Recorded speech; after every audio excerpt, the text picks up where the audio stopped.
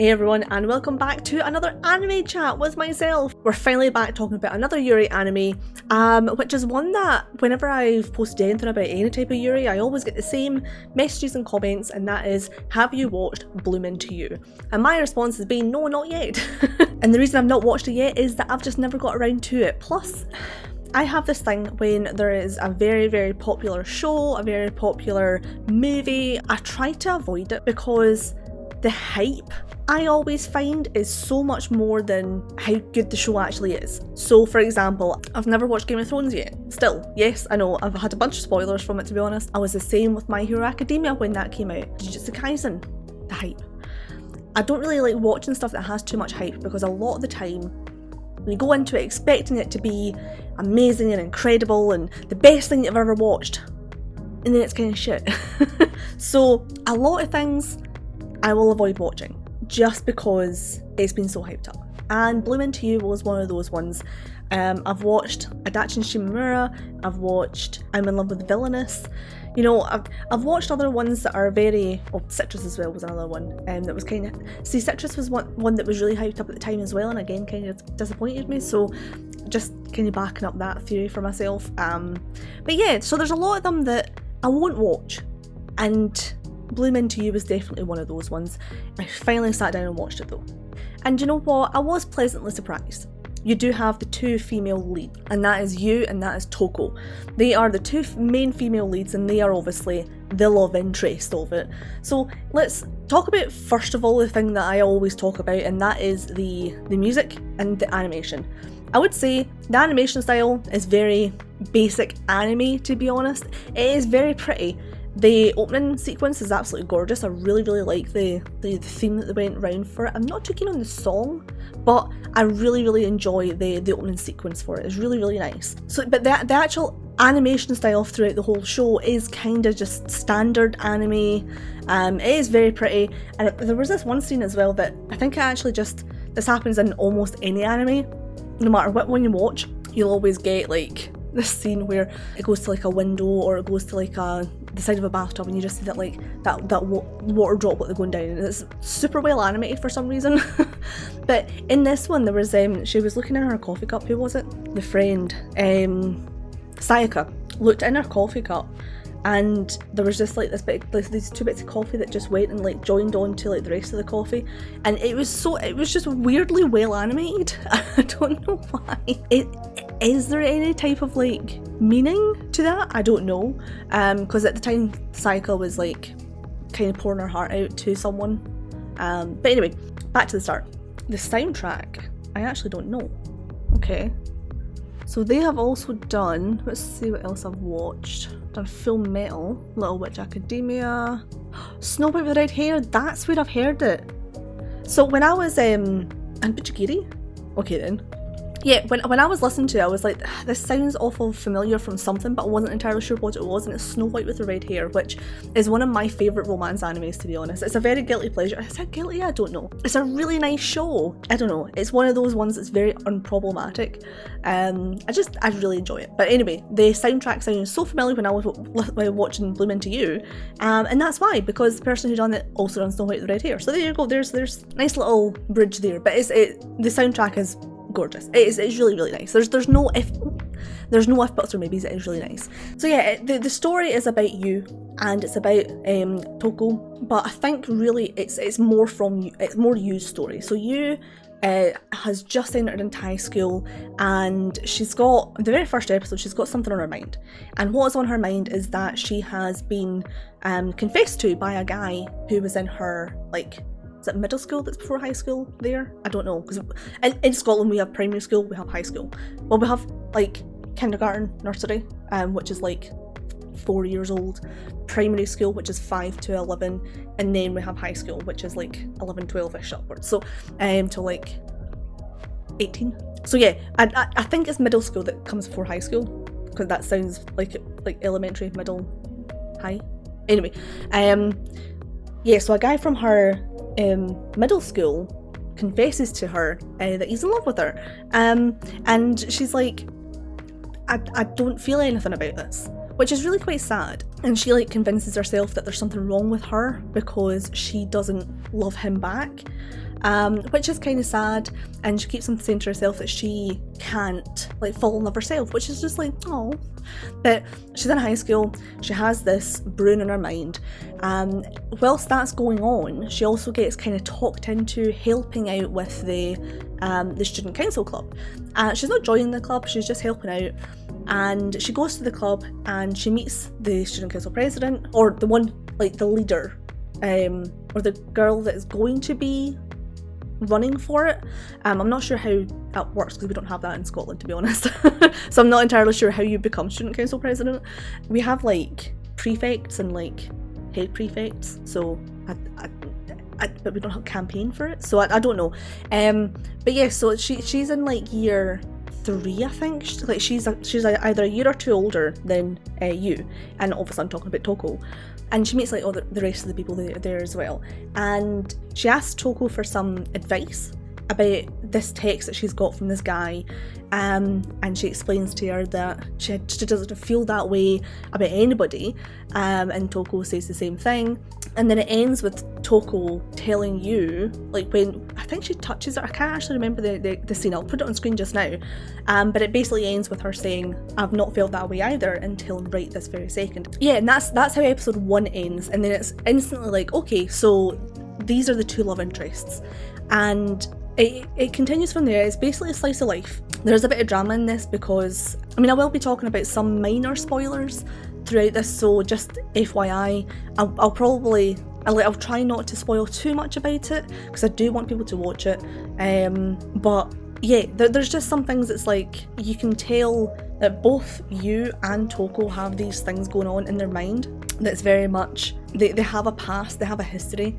You don't, like, for me, I don't feel like you got a lot of why you is like this, because she's just like, oh, I've not felt, these feelings for anyone before, and she's quite clearly lonely, and she's quite clearly confused about how, love should be.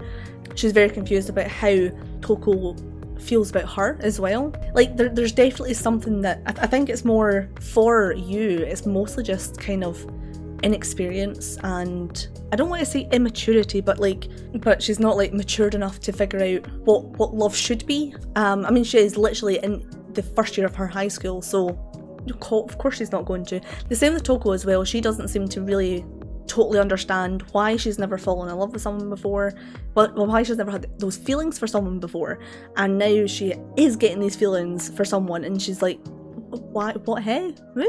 So yeah, there's a lot of confusion, there's a lot of loneliness, but I think Toko's story, which like becomes a bit more obvious later on, I think it's like episode 8 or something, you find out more about her backstory. And for her, she has a reason to be depressed. Like, she has this history, and she has a reason for doing what she does throughout the slice of life, because most of it, the second half of the show, revolves around this play that they're putting on, and the reason why she wants to do this play. It is very endearing watching you, who is inexperienced and confused and lonely, and she seems quite depressed as well. Like, the progression from probably go back a little bit as well. So when Toko eventually tells you, that this is how she feels about her, you's like, yeah, I don't like you like that, and you're like, what? What? And Toko's like, that's fine, let me love you, and I'm like, what the fuck?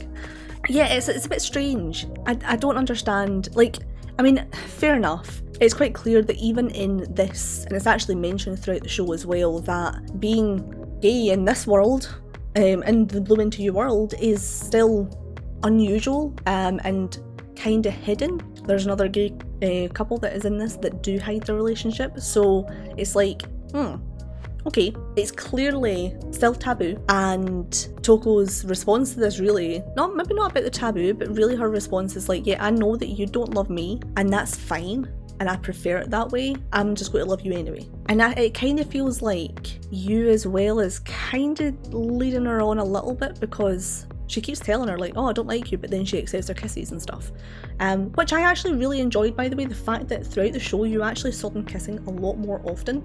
I found that with Adachi and Shimamura, and I'm in Love with the Villainess. Both of them didn't have a lot of like physical connection It was more like emotional and manipulations. I've spoke about how I saw them in the past anyway, but it wasn't really like, bam, okay, they do actually, you know, they are lesbians, they are into each other, like, kind of, and you see a lot of kissing scenes, and you see scenes where they're like lying in bed together and things like that, but it's just one of those ones that's like, oh, okay, so there is actually some physical connection here. It's not just like people try to figure out their feelings like Adachi and Shimamura. That's what I felt about that one, is that they were more figuring out their feelings for each other, with, you know, the love versus obsession thing, and just like romance versus friendship, as I find a lot more with Adachi and Shimamura. And like, I'm in love with the villainess, she was very much okay with the fact that I love you, and it's okay if you don't love me, because I'm just going to love you anyway. So there was that aspect of it that I didn't quite like, is that there wasn't all that much actual like romance and connection. So I did like that about this one. I just didn't like the fact that I think you had made it very clear that she doesn't love her. And yeah, it was a bit strange, I find. Not strange, I don't know. It was just something that I noted in my head anyway, was that there was these kind of more romantic scenes where, and you's like, yeah, I don't like you. She literally said it at one point, I don't like you. And it's like, what the fuck? So yeah, there was that aspect of it that I really did like, and that being that, you know, they actually did have some kind of physical connection, that, you know, there was some kind of like relationship actually starting to bloom. I didn't actually mean that, but that was quite funny. So yeah, that I did like. I didn't like that it did seem that you was kind of leaning on a little bit, but obviously if you've seen it, you know for a fact that, you know, these things do progress, and it is very good. And obviously I'm not going to say too much about all of it, but it does progress, and I really enjoyed that, the fact that you could see the development of you, like, I mean, the whole show is called Bloom Into You. It is literally her, like, coming into the fact that she does actually like this girl. And it is very, I do like that story. I enjoyed the progression of, oh, I don't love anybody, to her, I feel like she was more fighting back from her own emotions. Like, she was very much, in her mind, she said, I don't love anybody. And she couldn't get around the fact that she might actually do have feelings for someone, and I feel like she was fighting it a little bit. Whereas, you know, you don't fight that shit. If you like someone, fucking like them. But yeah, I feel like she was trying too hard to hold on to this stoicness that she wanted. I find it was very obvious when she was talking to, I think his name is Maki. He is very much also like that. He doesn't love anybody. He's not, he finds that he can't fall in love with someone, but he's not bothered by it. He's not lonely by it. He enjoys watching relationships round about him and seeing how they take effect, and he's quite happy with that. He's happy with watching from afar. He doesn't want to fall for anyone. He's quite happy with that. Whereas you can tell, and it is pointed out, that she's very much, she doesn't think that she has these feelings for anyone, but she definitely wants to. She wants to be able to love someone, and she tries to pretend that she doesn't, and it doesn't work.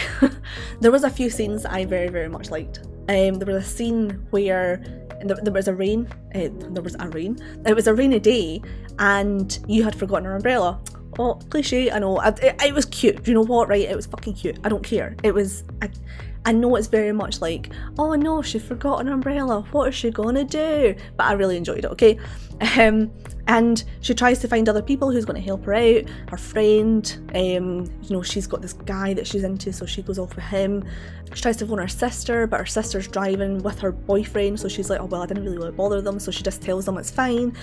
And then of course the one person that she finds is Toko, and Toko walks with her, and like Toko gets like a wet shoulder and things like that because she's like holding the umbrella too far over for you, and like, oh. And then they stop, and then you know, brings out like a towel and she starts drying her hair. It's a really, really sweet moment.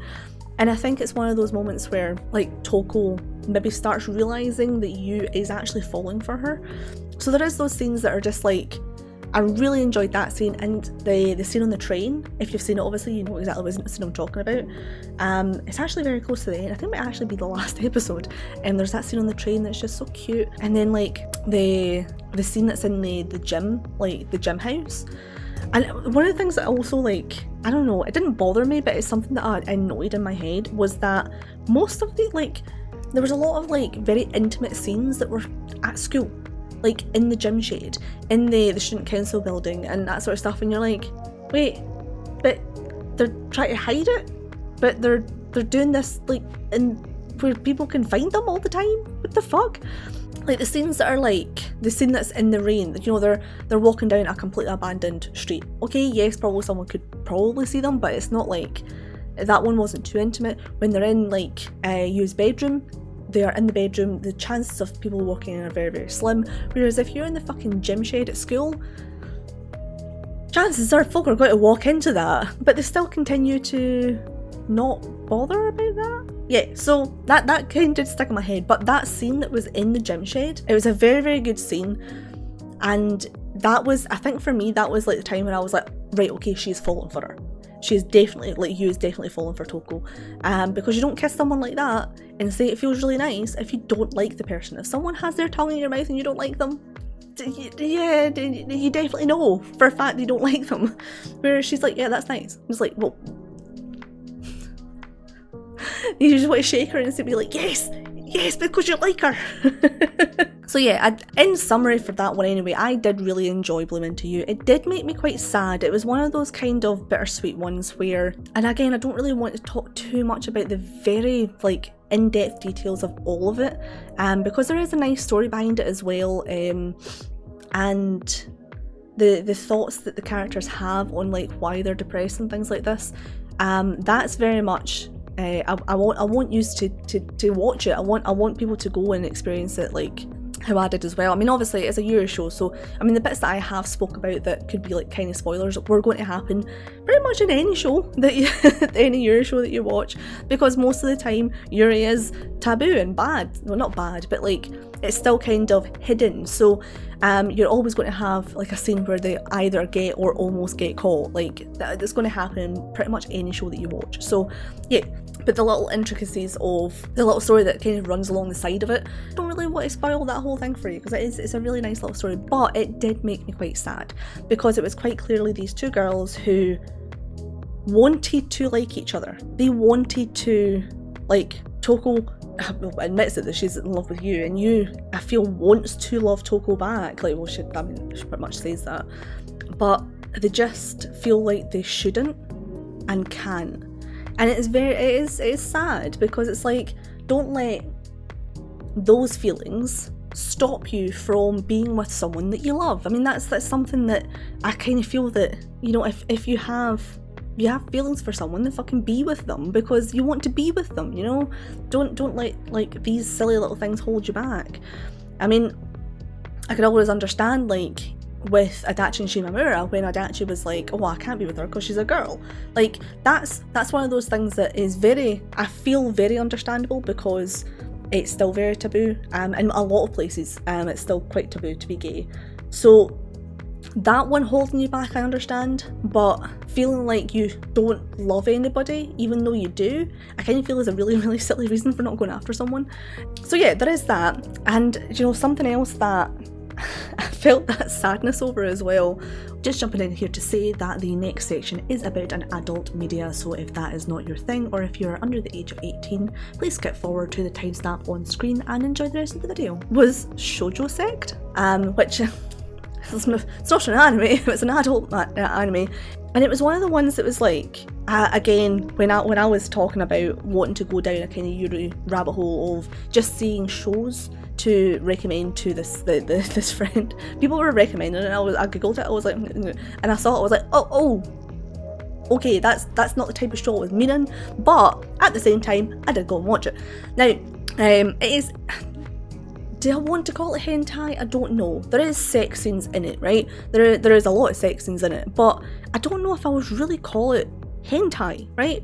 So when I'm watching any type of other hentai, right, you're watching it because, you're watching it because, you know, but like, you're not watching it for the story. You're watching it because it's hot. You're watching it because of the sex scenes. You're watching it because other people have talked about it, and you're like, is it really that bad? Yeah, most of them are, by the way, just saying. But like, you don't watch fucking Masterpiece for the story. Like, you just don't do that. So when I went into this one, and it was on the hentai like websites and stuff, and I was like, okay, well, let's give it a go, see what it's like, because I've also struggled to find, I've not looked all that hard, to be honest, but when you are looking at any type of like hentai websites, all of the Yuri section is because they've got an episode that has a scene that has Yuri in it. And I talked about it in my very, very first one. It's normally involved in a guy, so it's like a threesome or something. It's normally incest in some sort of way as well. So the reason that this one actually did catch my eye was the fact that people were like, oh, it's just pure Yuri, like, and that was the reason that it was recommended to me, is because I had said that in my first episode of this Yuri series. So yeah, there was this draw to the fact that it was just like 100% Yuri. I was like, okay, do you know what, I'll give it a go. So I went and watched it, and it just made me sad. It just made me really fucking sad, because it was like, there was this girl and there was this girl, and they clearly fucking liked each other, and this girl was fucking everybody else because, well, she couldn't get this girl in her mind, so she fucked everybody else, and then eventually they got together, and there was this scene in the bathtub that was just like, I just felt really sad, because I was like, oh, they finally got together, but like, she knows that she's been fucking everyone else, and it was really sad. So that was another show that I found like, I just, even though like there was these really, really, like, in Bloom Into You, there was these really nice, you know, romantic scenes that I just felt sad at, because I was like, well, you've already told her that she doesn't like her, and, you know, they're trying not to like each other, and it's just really sad. And then in Shoujo Sect, they were like, well, yeah, they like each other, but, you know, she's fucking everyone else, and she knows this, but they're still fucking. You're like, oh, that's sad though. It was one of those ones where it was like, should this really be on a hentai website? There is sex scenes in it, but it's not really one that I would recommend to get off to. So anyway, that was just an aside. When I watched that, I felt the same kind of sadness watching Bloom Into You than I did watching Shoujo Sect. So there you go. There's a little tidbit for you. Anyway, I would very much recommend watching Bloom Into You. Probably wouldn't recommend watching Shoujo Sect, but there is that. But one thing that I was quite upset about was that you still don't get to see, like, I mean, the whole thing revolves around this play that they're doing, and you don't get to see the fucking play. On Bookwalker, all the manga's there, and I am actually, I'm probably going to download them all and read it, because it was really fucking good. And as I said in my last episode as well, I really enjoy reading the manga that these types of show are actually based on, because I do feel you get a little bit more background into it. From what I can see, the anime stops at volume 5, and there is 8 volumes total. So I think what we'll do is I'll read 6, 7 and 8. That might be something as well to maybe come back and do a little update on at some point, because I don't know if there's ever really going to be another season of this. It was really good though, and I really hope that they do, because I kind of feel like it could do with having that little round off, you know, because it was pretty good. And I am definitely going to read the manga. So yeah, if you are looking, if you've watched Bloom Into You and you want to see more, it is on Bookwalker. They're not that expensive either. I think this is one of the stories that is very much worth reading the extra for, so I'm going to do that anyway in my spare time. So I will definitely be recommending this one to my friend. I was a bit stuck on whether or not to recommend Adachi and Shimamura because of the whole love versus obsession thing. I was very torn about recommending I'm in Love with Villainous because of the whole bully scenario thing that was going on, whereas Bloom Into You, I feel, is here's two girls that don't know what the fuck is going on, and they fall in love, and that I feel is probably one of the better ones. So thank you very much to everyone who has recommended this one to me. It was definitely one of the better ones that I've watched. I am actually going to rank them all as well at some point. Once I went through like a good dozen or so of them, I am going to rank them all. This one is definitely high. It was so good. I really thoroughly enjoyed it. I will be recommending this one to my friend, and I recommend it to anyone else who hasn't watched it to please go and watch it, because it was very, very good. But also, thank you very much for watching this video. If you liked it, remember to hit the like button below and subscribe for more. I post every Friday. I do anime chats like this one, I do some game videos, I do vlogs, I do drawing videos, like speed drawing videos, I do some art learning videos as well, so subscribe below. There's plenty more on my channel for you to check out. I also stream every Wednesday and Saturday on Twitch. I am live at 6:30 p.m. on Wednesdays drawing some kind of art, learning some kind of art, and on Saturdays is my gaming day. I am also sprinkling in some Fridays. If I don't have anything else on, I generally go live on a Friday as well because I really like streaming. It's a lot of fun. And my Friday tends to be whatever I feel like doing that day. So come and check it out. But thank you so much for watching, and I will see you guys in the next video. Bye!